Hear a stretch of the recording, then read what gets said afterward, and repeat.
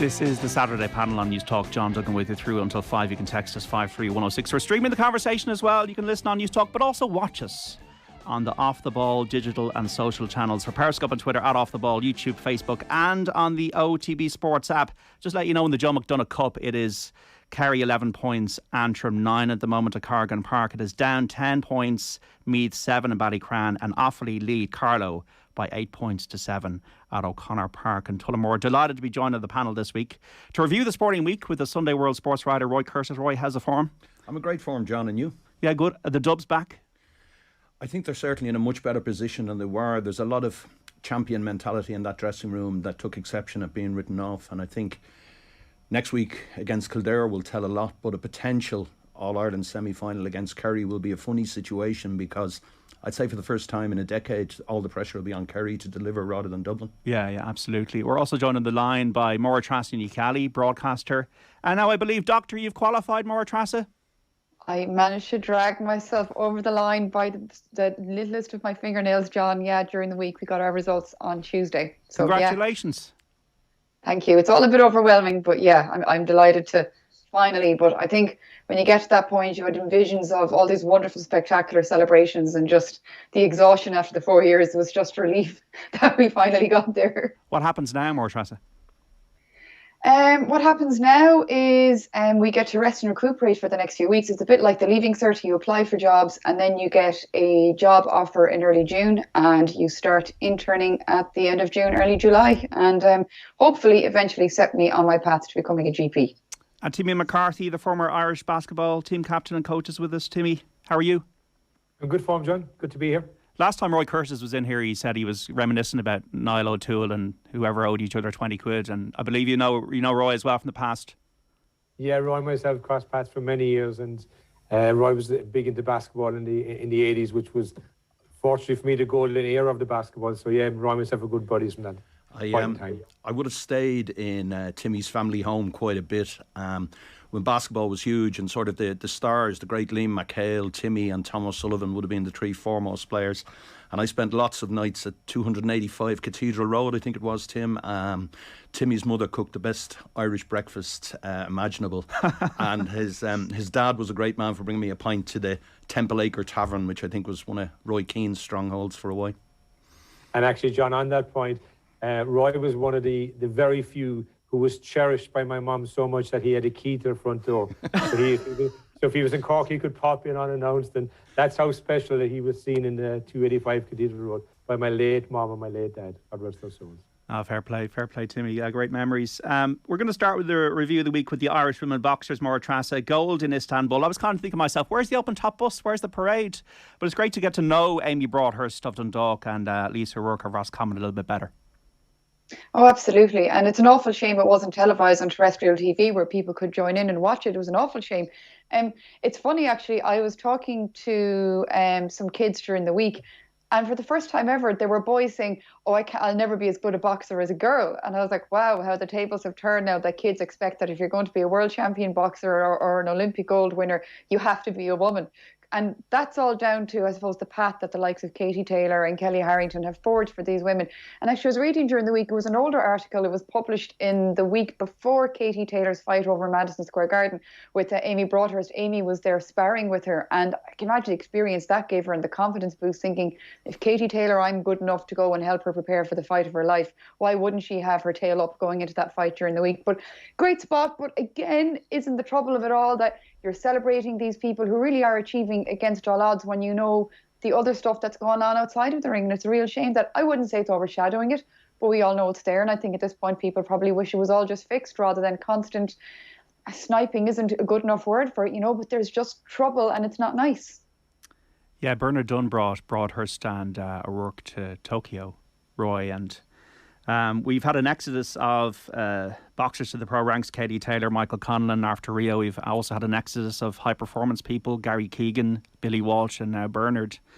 Jack Chambers coming out and calling Irish boxing a mess, and despite all that, in spite of all that, we're winning these medals. Yeah, the Bernard Dunn situation juxtaposed against what's been achieved. I know from the Dublin footballers who had Bernard involved, and they talk about his high performance expertise and the value added he really gave them. Billy Walsh, one of the great men in Irish sporting history. Gary Keegan, who's worked across all codes with so many. And in spite of all this, in spite of losing this talent, boxing is the sport that keeps on giving. I think the legacy of Katie Taylor is just extraordinarily powerful and what it's delivered for women in Irish sport. I was really interested that it was funny. Amy Broadhurst and Lisa O'Rourke actually pushed the Wagatha Christie trial off a lot of the front pages. And it was a story in contrasts. I mean, everything that the Wagatha Christie trial is not. You know, these people are humble, high-achieving, inspirational, sincere. They're towering role models. I mean, their story is measured in perspiration, dedication and achievement, not in PR spin and Manola Blahnik high heels. I watched the Katie Taylor fight, whenever it was, 3 weeks ago, stayed up through the night, and I was in tears. The power, the emotion, what these people have done for Ireland. Boxing has gone into a lot of disadvantaged areas. It has given hope to hopeless oftentimes. And Katie has led that. And the amount of women now who want to box, but not just box, the amount of women who believe it's okay to go out and express themselves as sports people as a direct consequence of all Katie Taylor has achieved. Amy Broadhurst and Lisa O'Rourke are the next generation. And it's an extraordinary legacy that I think even outmatches her Olympic gold and all those world titles. Right, very interesting. Is it our national sport now, Timmy? Boxing? Well, first of all, to win internationally is a phenomenal achievement. I mean, I think sometimes we take it for granted what Amy and Lisa have done the last few days and what others have done previously. You know, it's not easy to win internationally. We're a small country.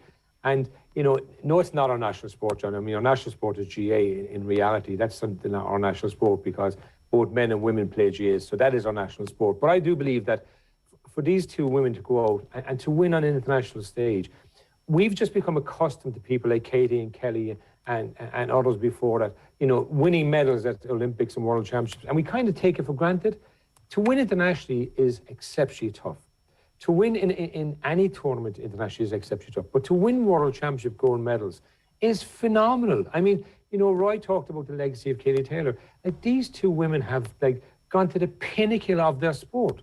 It's just an amazing achievement. And there's a lot of stuff going on, as Máire-Treasa made a point about, outside the ring. But to have the ability to get inside the ring, irrespective of all that stuff goes on, and deliver at the highest level when it really matters. Like, it's okay to deliver in practice, but this is at the highest level when it really matters. I just think it's an amazing achievement. And I think we should never take this for granted. And what has happened in the last sort of maybe 20 years, we've said, well, the boxers are always winning medals, and we just have taken that a little bit for granted. I think we undervalue what they're doing. It's a phenomenal achievement to perform at the highest level internationally, and to win gold medals is just off the charts. Yeah, Jack Chambers on Claire Byrne said the following: it's clear there are very serious issues in boxing. It's a mess, quite frankly. You've got this constant internal conflict which is undermining boxing overall. I'm very clear as Minister for Sport about what I want to see happen. There's going to be an EGM next month. There'll be an opportunity for boxing as an organisation to fully embrace the recommendations that have been set out in the McNeese review, that independent review, being very clear that if we can't and won't fund behaviour like this and governance dysfunction, I want to see boxing fully adapt and embrace all the recommendations. So you hope the government will actually show a bit of teeth in this. It's amazing because Amy O'Rourke obviously is the Olympian, and Lisa wasn't even on the Sport Ireland carding system. Obviously she will be now. But also Máire-Treasa, they get $100,000. Now, where the money's coming from is another question, because Ian O'Riordan's written about that today in the Irish Times. But $100,000 is going to set them up to a degree. I don't know if their disciplines will even be there in Paris, but I suppose the worry for Irish boxing is there's no Olympics at the moment in 2028 with boxing on the programme, and the temptation of professionalism is also going to be now more heightened, I suppose, for them. Absolutely, and especially then when you see what professionalism is offering, not just female boxers, but boxers as a whole.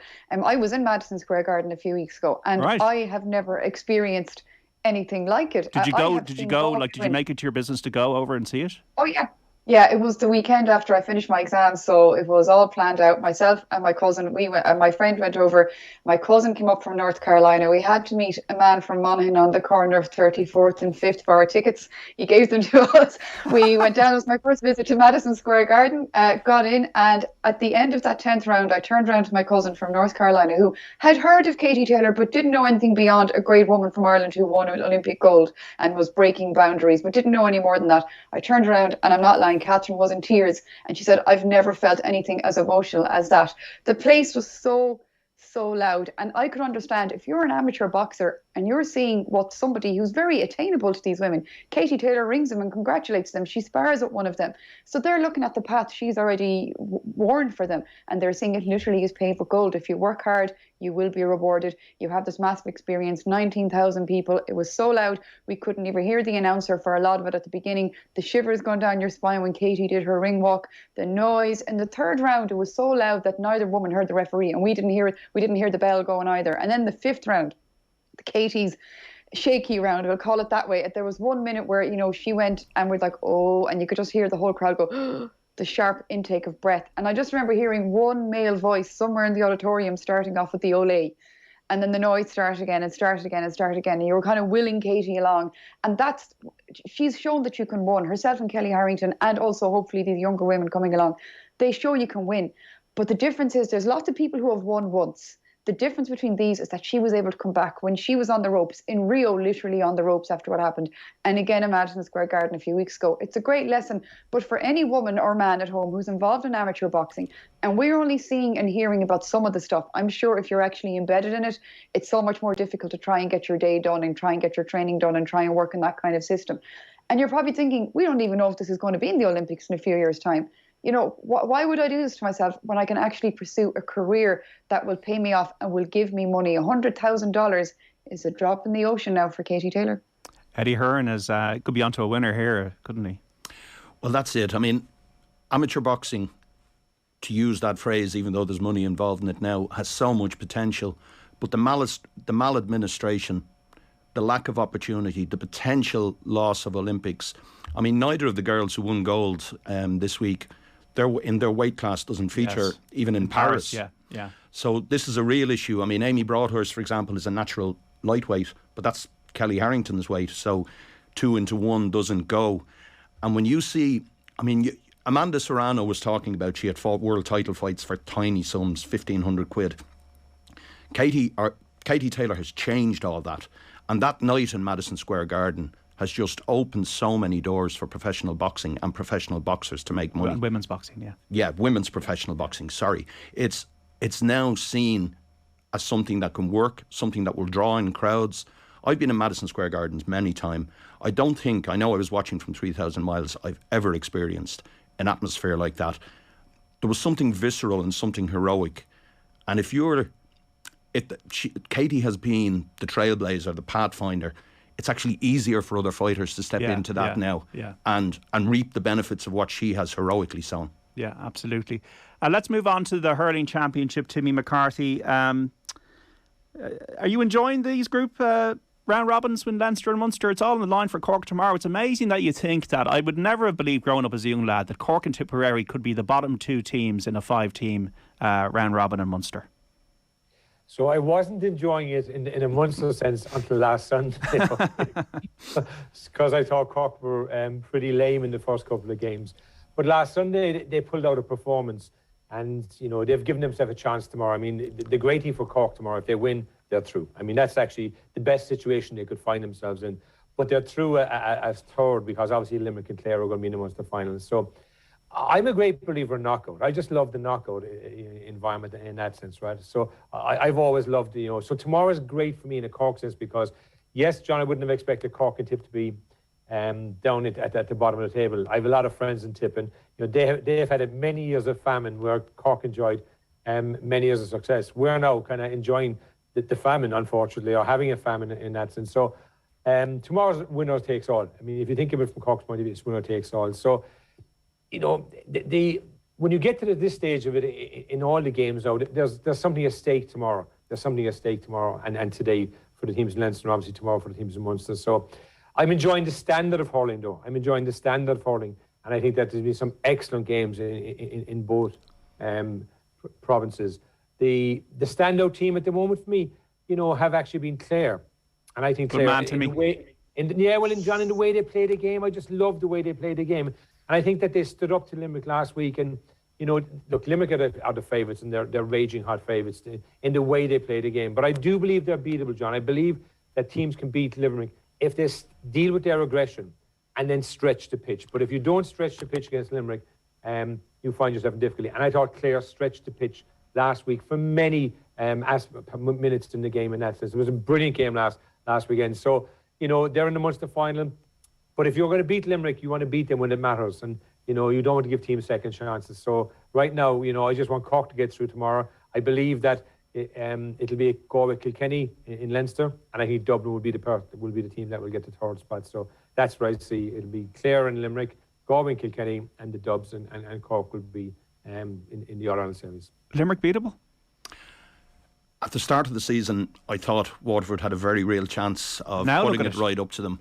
And I mean, the twin stories of this hurling championship have been Clare's rising and Waterford's sinking. I mean, they're really in a bleak and almost apocalyptic place compared with where they were 2 months ago, where they were league champions. Ballygunner were All-Ireland champions. Liam Cahill had recommitted. John Milan was talking about them having the strongest squad in hurling, and it's imploded. And when confidence is lost in sport, when it starts seeping, trying to plug those gaps is very difficult. And the problem for Waterford now is it's entirely out of their hands. I think they've probably got a very good chance of winning in Clare tomorrow because Clare have rested both Tony Kelly and John Conlon, well, at least from their starting lineup. But I'd be surprised if Cork don't win against Tipperary, and that is a catastrophic situation that Waterford find themselves in. Liam Cahill having turned down the Tipperary job, this was seen as Waterford's year, that maybe they had it to push Limerick right to the brink, end a 63-year wait. But where they are now, I really don't envy them.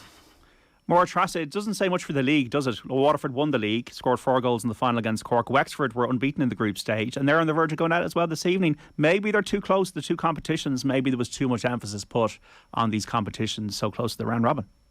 Well, we'll put it this way. I don't think any management was putting massive emphasis on any kind of league performance this year, aside from any team who was involved, ensure they weren't relegated, and stay safe above that line. We in media are probably the ones guilty of pushing that. I mean, how many column inches were written about, Waterford are going to win Liam McCarthy when they were competing against a Limerick who were still recovering from their team holiday.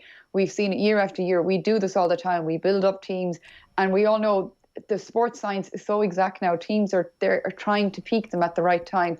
But then it's an amateur sport, so there's a lot of external variables that come into it as well. You get hit with an injury or two that nobody plans for injuries. Some teams, the bigger teams like the Dublin footballers, the Limerick hurlers can soak some of that in, but some of the other teams can't. And like Waterford are a great hurling team. It's just the Munster Championship is so cutthroat. You just cannot afford to have an off day, and that's what they had. And it's cruel, but it's also what is amazing about sport. So instead of maybe saying, is the league and the championship too close together, my mindset would be, let's make the championship more like the league to get people peak at the right time so that we see teams in their pomp at the right time, instead of people like dirty winter hurling in January and February. Like, it's not nice for anyone to watch. We should be seeing all this now. That would be my thinking. Galway, Máire-Treasa, how is Henry fixed to win the All-Ireland? Well, we would be fools to assume that we're going to beat Dublin, considering Galway's recent history against Dublin in hurling over the last few years. I was actually, the last big Galway game was when they played Kilkenny. That was the weekend I was over in Madison Square Garden. I was trying to find match reports of what happened that game against Kilkenny. All I could see was footage of the handshake, so I don't actually know how they went. Galway, every year, they always prime to do well. Our geography hasn't helped us, but I think we're getting better in that department as well. They have good hurlers. They're young hurlers. I think it doesn't matter how far they go this year, they will take a lot with it. And I think next year, and this year as well, but potentially next year, they'll be a dangerous beat. But every team is beatable, including Limerick. Everyone is beatable. I was in Parnell Park last Saturday, and the place was packed. It was a lovely summer evening, and there was a real feel-good feeling around Dublin hurling after beating Wexford. And the second half performance against Kilkenny really just wiped that away. It turned it to dust instantly. Galway do have a very poor record against Dublin historically over recent years, but I'd be stunned if Galway didn't win with a little to spare this evening. Okay, I'll just let you know in terms of the Joe McDonagh Cup, it is Meath and Down in Ballycran at half-time. It is Meath 2-11, Down 16 points. Offaly and Carlow, Offaly leading by 10 points to 8 at the break in the Joe McDonagh Cup. And we also have Antrim against Kerry, and at the moment in that one, it is Kerry 14 points, Antrim 11 points. 53106, you want to get in touch with any text messages for Roy Curtis of the Sunday World, broadcaster Máire-Treasa, Nic-Cheallaigh, and the former Irish basketball team captain and coach Timmy McCarthy reviewing the week. Going to talk about Saipan, the end of the Premier League season, and also the USPGA after the news at 2 o'clock. So don't go away here on Off the Ball Saturday on News Talk. We're back after this. On News Talk, John Duggan with you through until 5 o'clock. You can text us 53106, tweet us at Off the Ball. Now, just to let you know, our first roadshow in 3 years is nearly here. The football pod have just added a Mayo legend to the lineup for Castlebar, June the 2nd. Joining Paddy Andrews and James O'Donoghue at the Royal Theatre is a man they had several battles with on big days at Croke Park, but were sworn to secrecy for now. Stay tuned over the coming days when all will be revealed. A brilliant night of football chat, plenty of focus as well on Mayo, the football pod, with Paddy James and Tommy Rooney in Castlepar. Thursday, June the 2nd, tickets €20, plus booking fees. Go to otbsports.com/events now for more. This is part 2 of the Saturday panel reviewing the sporting week, talking about all the things that are topical with the Sunday World sports writer Roy Curtis in studio, and then on the line broadcaster Máire-Treasa, Nic-Cheallaigh, and the former Irish basketball team captain and coach Timmy McCarthy. You can listen on News Talk, also watch us as well on the digital and social channels on Off the Ball, for Periscope and Twitter at Off the Ball, YouTube, Facebook, and on the OTB Sports app. Timmy, are you sick of Saipan as a Cork man? Does it matter anymore? Are you still taking huge side and basis of Roy Keane, or are we actually a Mick man, or how do you feel about the whole thing? It's 20 years today since Roy Keane had the row with the goalkeepers in Saipan. So I'm sick that Saipan happened. Okay, that's the first thing, because I thought we lost a real opportunity to progress very far in that World Cup. I think when you look back at the facts of what happened in Saipan, and sometimes the facts have got lost along the way, is, you know, the 20 years today, as you say, John, the row with the goalkeepers. I think Keane had a very fair point about the standard of equipment and training facilities that was there in Saipan. I think Roy Keane deciding to leave was wrong. I do believe he was wrong when he decided to leave. But then Mick McCarthy failed as the manager in, when it was resolved he would stay, in not keeping him. Because at the end of the day, he was the best player.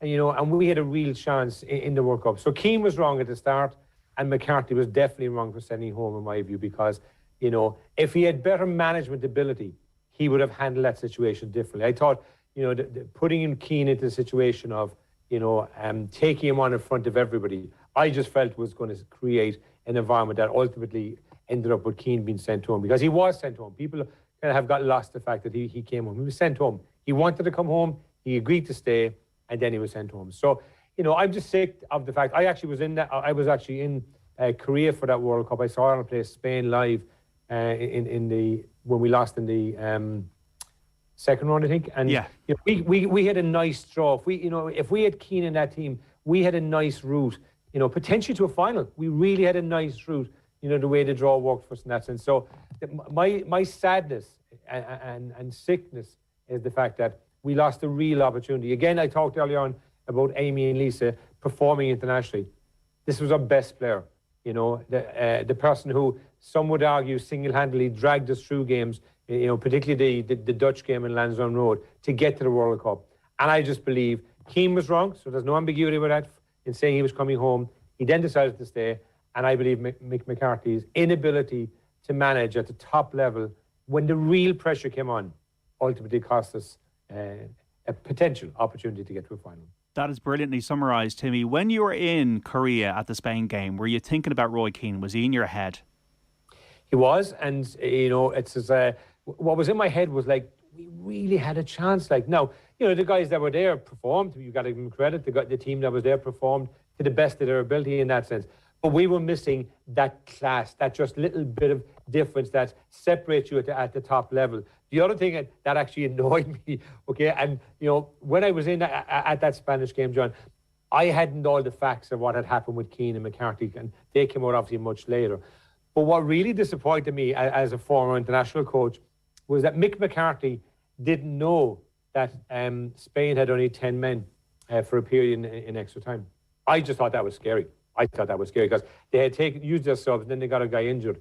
That really disappointed me, and it kind of just proved to me at the highest level, in the most intense moments, I just think Mick McCarthy just was a little bit short. That's all it was in that sense. And, you know, and I really felt, John, in that game, that if we had Keane, and then the way it opened up for Spain, and, you know, on the way to draw, and I said, oh my God, we had a real chance, because And then you get to a final against Brazil, and you never know, because Brazil wasn't the brilliant Brazilian team in that World Cup. So it was just a huge loss. So people write about it, people talk about it 20 years on. I just think it's sad that we got to the biggest event without our best player.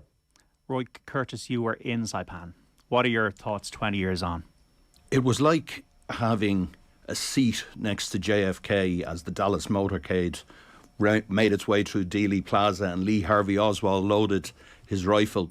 It was an extraordinary time. In hindsight, it has taught me the importance of nuance. Everyone looked upon this, myself included, in black and white, and the grey areas were completely ignored. It was a row that it annihilated all perspective. It was the end of an age of football innocence, Euro 88, Italia 90, USA 94, where the results almost didn't matter. It was this statement of Irish identity. And it was a nation coming together and feeling good about itself. That all died on that 12-by-6 chunk of Atlantic rock. At the time, I was firstly in the Keane camp. Everyone instinctively took sides, and we sort of overstated this heroic nature of Roy standing up against a dropping in standards. The issue was far more complex than that. Roy was seething as we got on the plane in Dublin. When we landed in our first stopover in Amsterdam, he had a go at a number of journalists who'd suggested he had snubbed Niall Quinn's testimonial. It was an early sign that the volcano was rumbling, if you like. And there was a scene in Tokyo airport, and Ireland were the only one of the World Cup protagonists who stopped in Japan and then flew beyond it to another 3 hours out, 3 hours back. This isn't like just beside Japan. This was in the middle of This was the Canary Islands from Ireland. And the facilities were pretty similar to what you'd get at the Canary Islands. A lot of people from that area, that was the sunshine spot they would decamp to. Or an oar. Or an oar, precisely. So we're in Tokyo Airport in the transit lounge. And my memory is of Shay Given having something like a ghetto blaster. And he played one of the Gift Grub Radio Roys. And I was watching Keane intently while this was playing. And he had this glacial smile. And I thought, oh my God, there may be trouble ahead. If I was to pinpoint Mick's failing, is that Roy should never have been in Saipan. There were world-class facilities awaiting Ireland when they got to Japan a week ahead of the World Cup. And Mick, as had been his experience as a player under Jack Charlton, the players had a bit of a blowout at the end of the season. It would seem crazy now, but back then it was pretty much still of the time where you did that sort of stuff. This was Roy Keane of Manchester United. Roy Keane of Manchester United. Roy Keane, who was living his life a certain way, and the notion of partying a week before.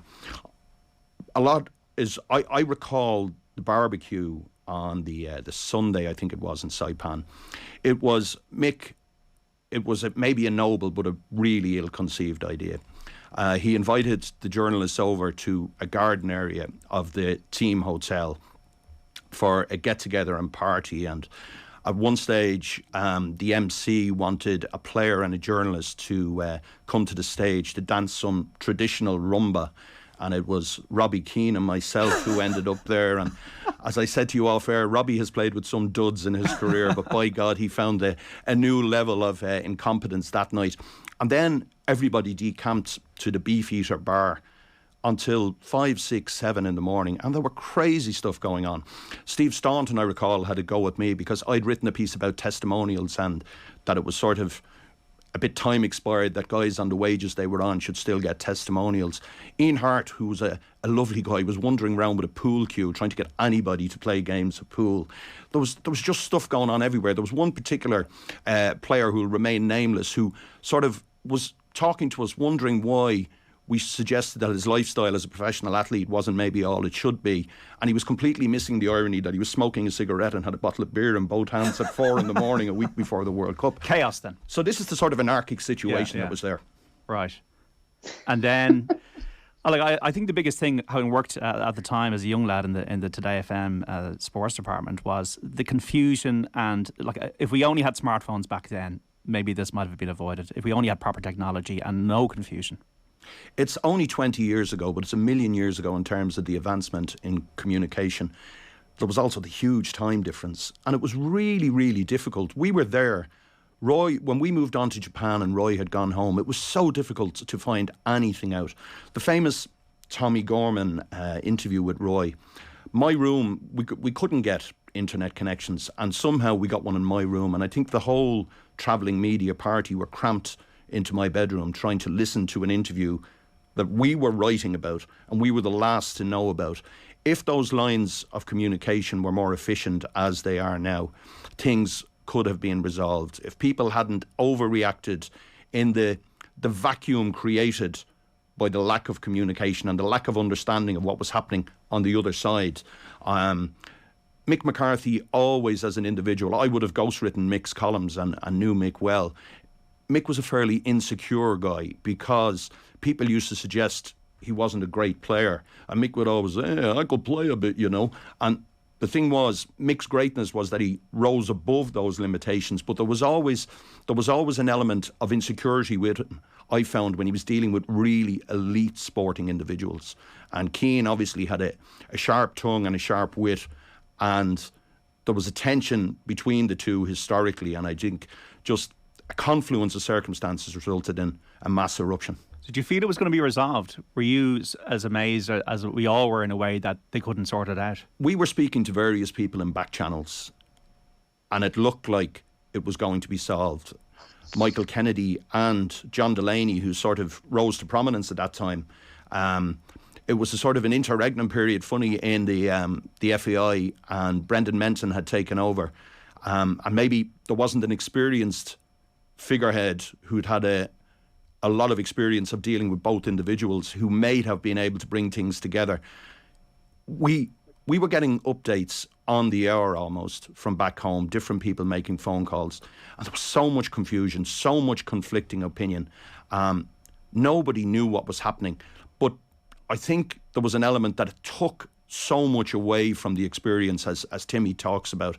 I remember sitting in the press box in the first game, Ireland and Cameroon, getting a picture taken with two colleagues, Vincent Hogan and Philip Quinn, and saying to them, you know, I don't care a jot whether we win or lose today.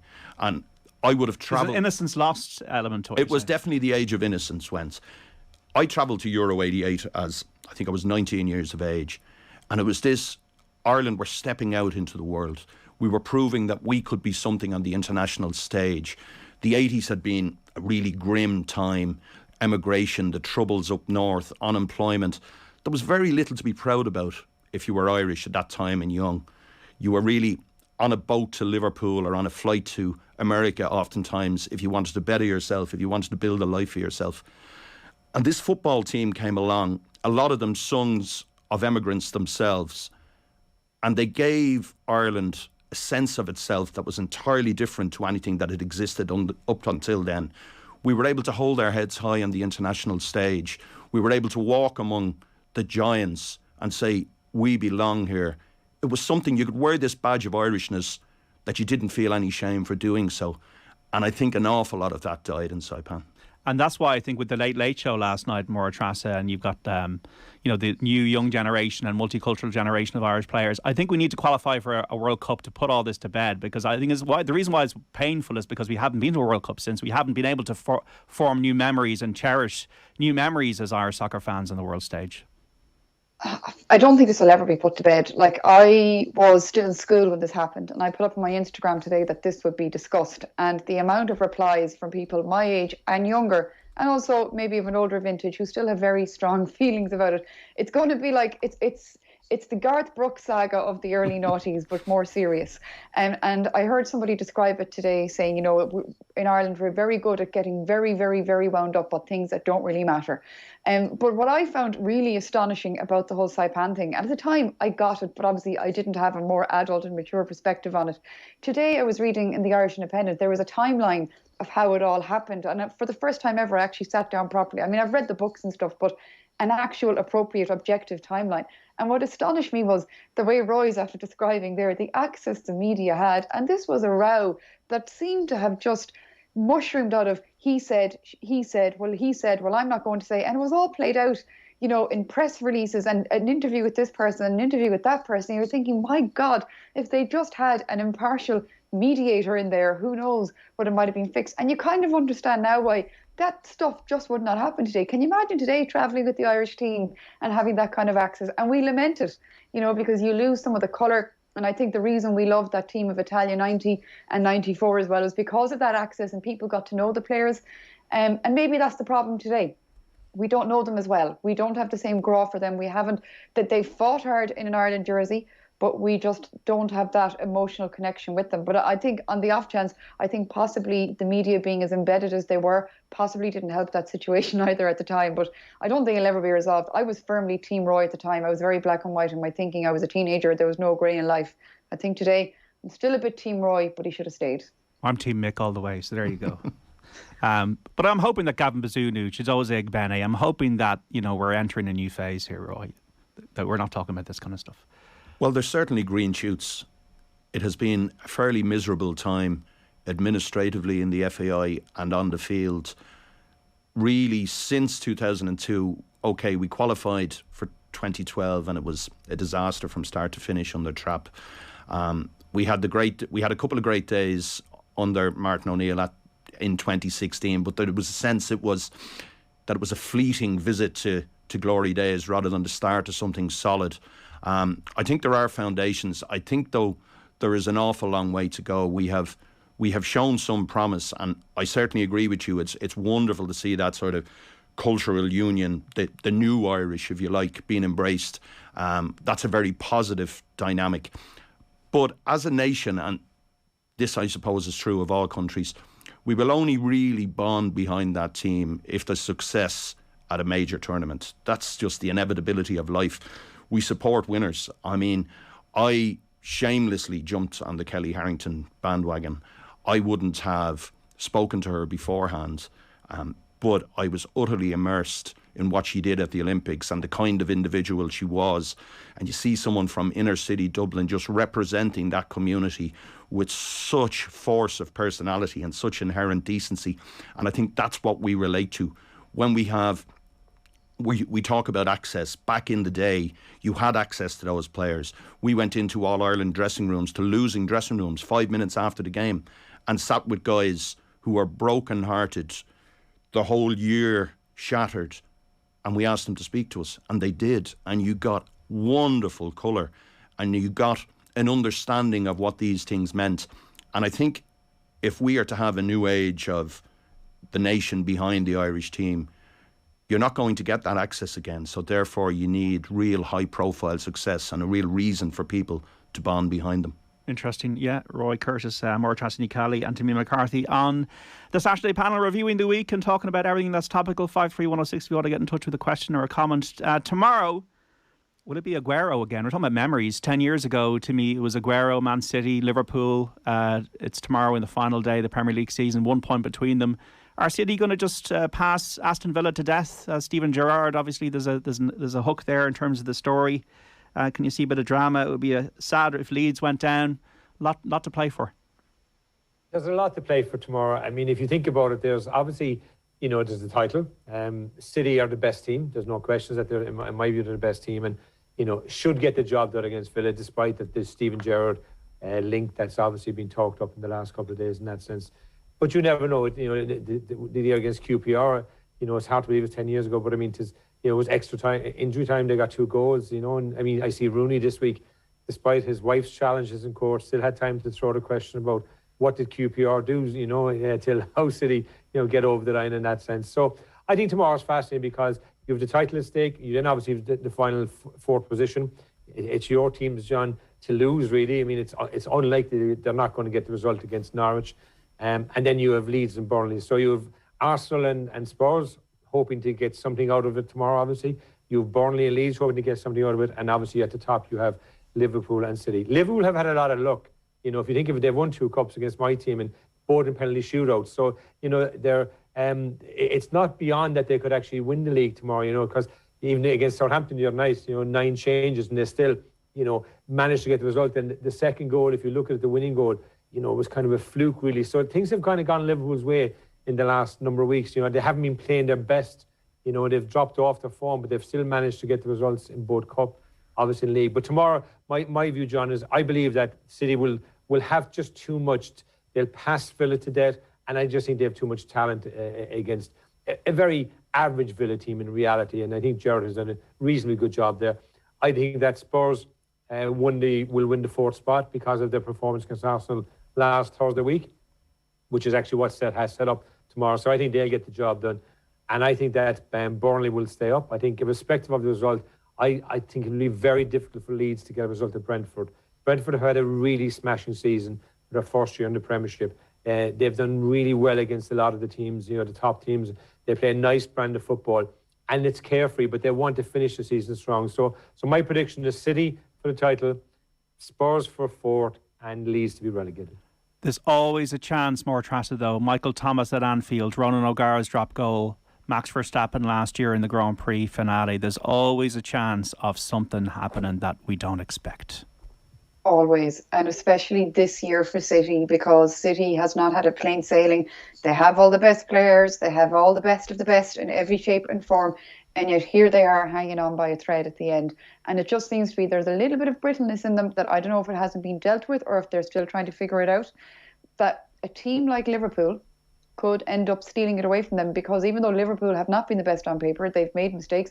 I think, was it in January they were so behind, everyone was saying there's no way they'll catch up with them, but there's a heart to Liverpool.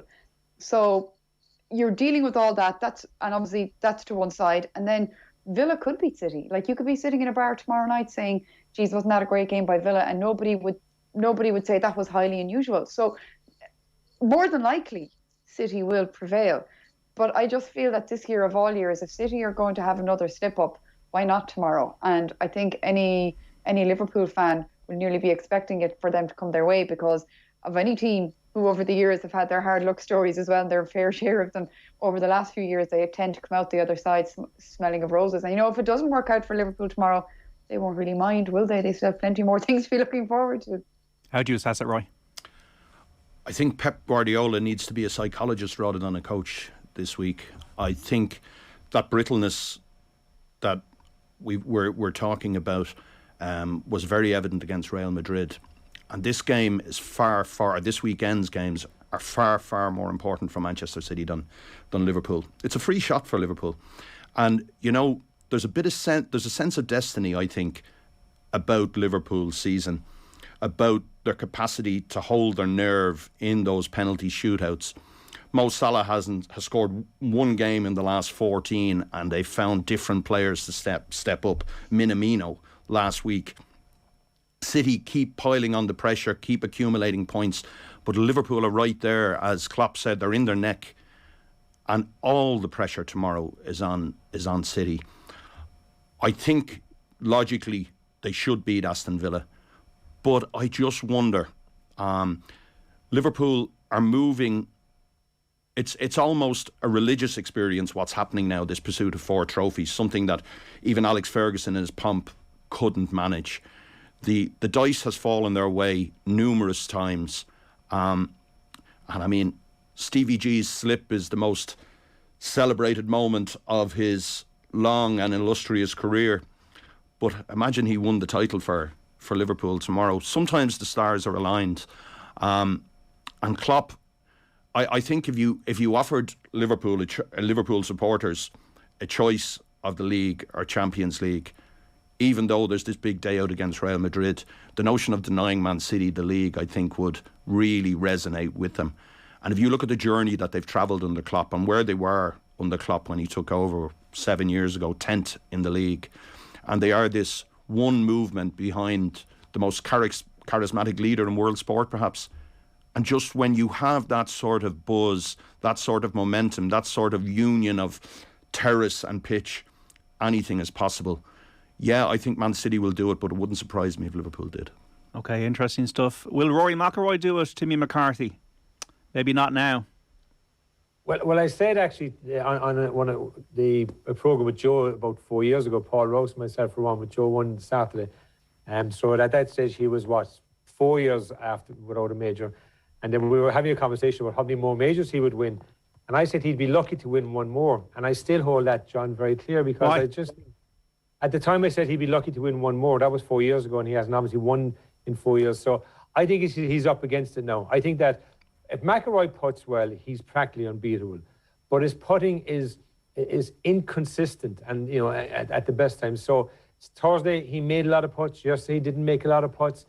I think it's beyond him. I just think right now it's beyond him. Obviously, if he has a big day today, he puts himself right back in it. But he's under the pressure now. McIlroy in the last number of majors has done well on Sunday, even if you take the Masters, when he's been out of contention. And he's just free, he's just free-flowed, and that's when he's at his best. And on Thursday, we saw an element of that. He was free-flowing, he was carefree. Many journalists were talking about a carefree attitude. Yesterday that tightened a bit. Psychologically it tightened, his game tightened a bit in that sense. And I just think he's up against it now. I think that, like there's guys like Justin Thomas who went out just in the worst conditions. I mean, Rory went out in the worst conditions as well yesterday, and Seamus Power. McIlroy got the best side of the draw on both days. But Thomas had a 6 under. Even Bubba's back in it, and obviously Pereira and Zalatoris at 9 and 8. So right now I wouldn't be betting money on Rory McIlroy to win the PGA. I just think that his inconsistency on the green is what could catch him. I do believe there's another major in him, but I don't think that there's it'll come this weekend. The psychology of Rory McIlroy, Máire-Treasa, to me, he's the most free athlete I've ever seen. And when he's free, he can do anything, but he can't bottle the freedom for 4 rounds, or even 2.5 or 3.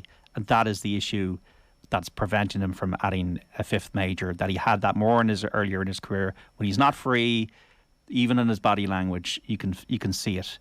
And he's not able to, and you just don't know when it's going to arrive. It arrived on the final day of the Masters. It arrived on Thursday. I don't know if it's going to arrive this evening or not. But when he's behind, he's 5 shots behind now.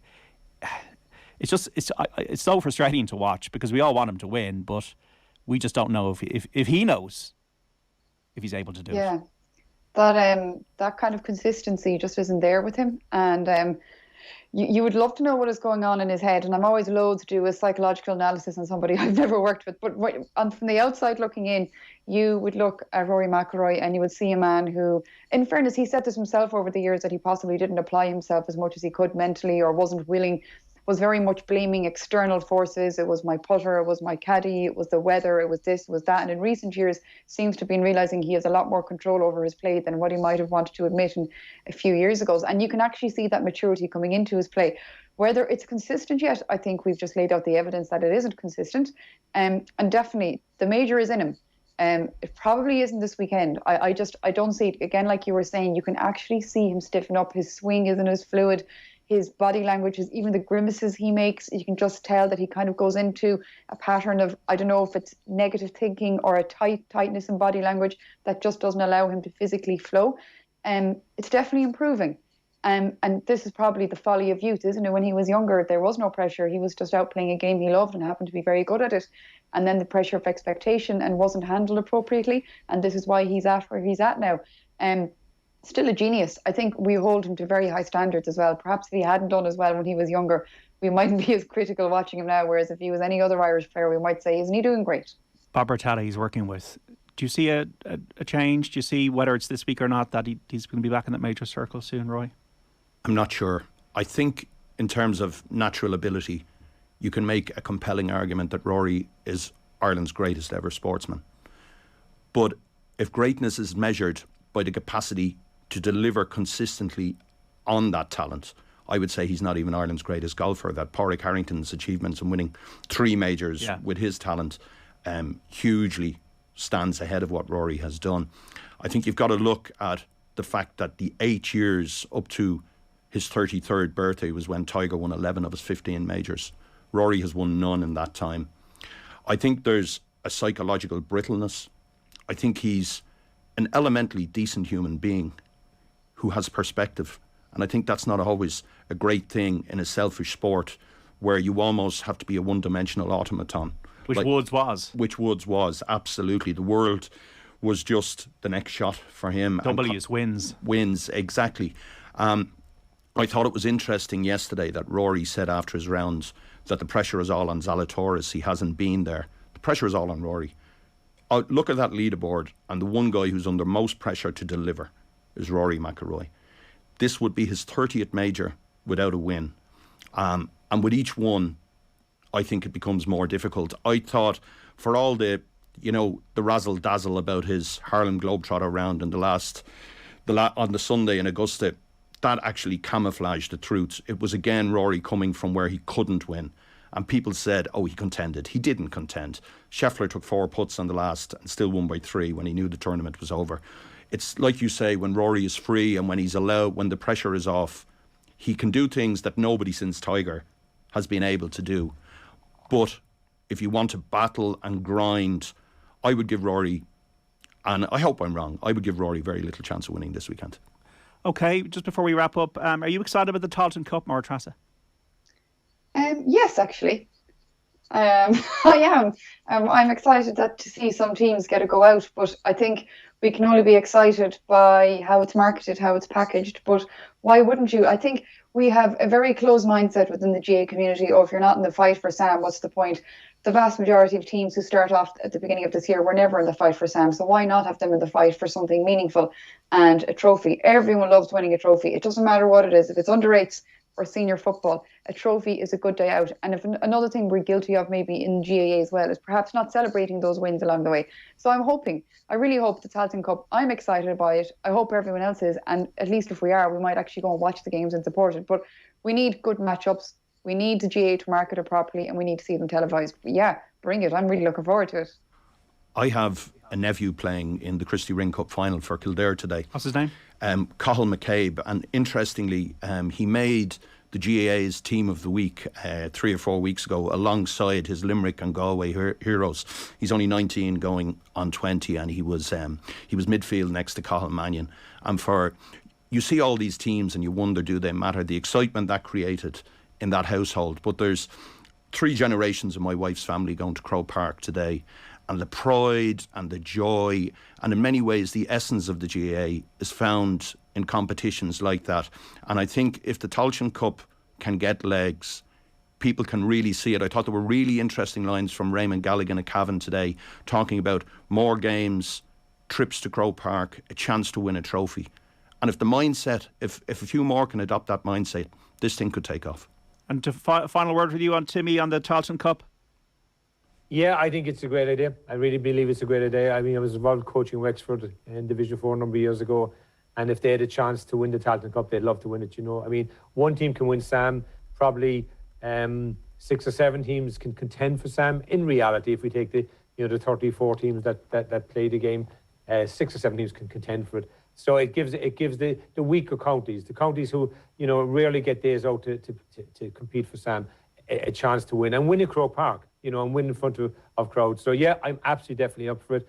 The big question is, will they sustain it? Because if you look at the Christy Ring, Roy talked about it, his nephew there, that went through great moments and then it dropped off a bit and now it's back again in a very strong way. So yes, definitely for it, and I would love to see Wexford get over the line and pick up the first one. First one's always nice to win, John, because second ones are okay, but the first one's great to win. So the winner of the first Tailteann Cup will always be remembered as the first winners of it. So I'd like to see my former teammates down in Wexford sneak one in that one.